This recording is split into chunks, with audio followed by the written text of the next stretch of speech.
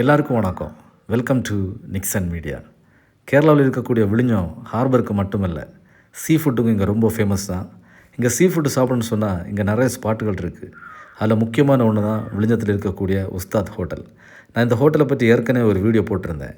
அந்த வீடியோவில் பார்த்தீங்கன்னு சொன்னால் அதிகமான கூட்டம் காரணமாக என்னால் சாப்பிட முடியாமல் நான் திரும்ப வந்த கதையெல்லாம் அதில் சொல்லியிருந்தேன்.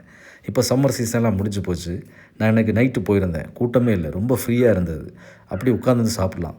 இந்த ஹோட்டலில் பார்த்தீங்கன்னு சொன்னால் நீங்கள் எந்த வகையான மீனை மனசில் நினச்சிட்டு போகிறீங்களோ அந்த மீன் உங்களுக்கு கிடைக்கும். கிட்டத்தட்ட 20க்கும் மேற்பட்ட மீன் வெரைட்டி இந்த ஹோட்டலில் இருந்தது. என்னால் எல்லாம் சாப்பிட முடியாது. அதனால் நான் அந்த டியூனா, சூரை, கனவா, இறாலுன்னு சொல்லி ட்ரை பண்ணேன்.